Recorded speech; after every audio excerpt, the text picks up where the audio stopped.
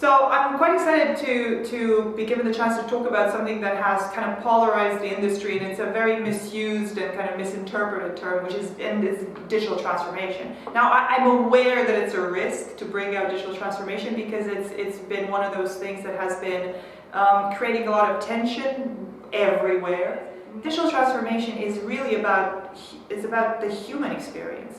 It's given us an incredible opportunity to actually force ourselves to think what is human in the way we behave in the world. Digital transformation is understanding what is it that humans would do, and how do we get technology to do that, as opposed to how do we incorporate more technology into how humans behave, which I think is, first of all, really interesting, and second of all, it's an opportunity as opposed to a threat. Too much technology, because you hear all these things about people are burying themselves in Facebook and you digital detoxes. Everybody wants to do it, but the reality is that it's making us think about what defines good human experience, and that's great, and that's what I'm hoping to be able to talk about. We're probably going to cover a bunch of things around the classical interpretation of how do you take technology and implement it inside organizations, but not about how you put more technology into processes. It's about what kind of behaviors work well with kind of the digital age. What is it that you have to do? And the first thing that comes to mind is something a previous guest editor covered, which is collaboration. That's technology and collaboration work hand in hand in organizations. So somehow we need to understand how we make those part of the digital transformation. The second thing I think we're going to want to cover, which is absolutely interesting, is this idea of interfaces and the symbolism that comes with the digital age.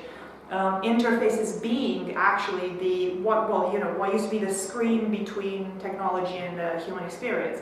And interfaces these days are what mediates the relationship that we have with technology. That's why you see things like design becoming really important. Really important, becoming the center of everything that you do. That's why you see a lot of UX and user experience and information architecture becoming really important, because it's the way you perceive technology. And then on the other hand is the symbolism that has been brought by technology, and I think we're going to talk a bit about this emoji craze and the kind of 140 characters, and the fact that you're moving what is essentially the old way of communicating. Cave paintings, emojis. How's that affecting what we do? And I think finally we're going to have to cover data and understand.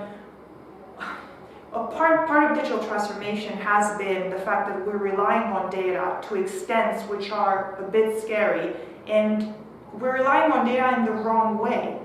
Data is not necessarily helping us make decisions, it's justifying pretty much every movement that you make, and sometimes that data is almost separated from the realities of the world around us. And the conversation of, here are some metrics that we use that were invented by the platforms, and they don't mean anything outside of the platform, so how do we deal with that?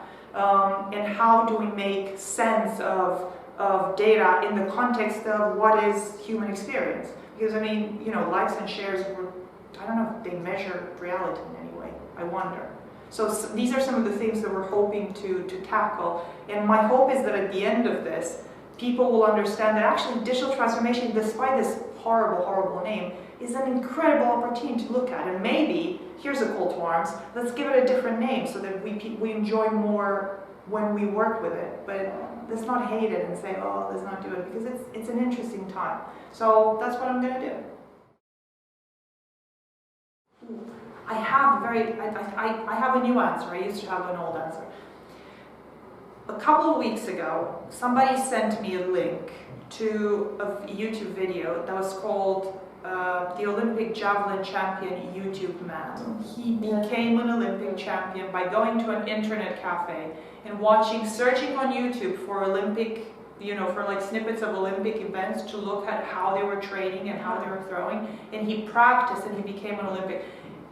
The reason that's relevant for digital transformation is because you realize that technology impacts human experience, and it's not about buying more servers, it's about creating an environment where humans can actually use technology to improve their lives. That's why I love it.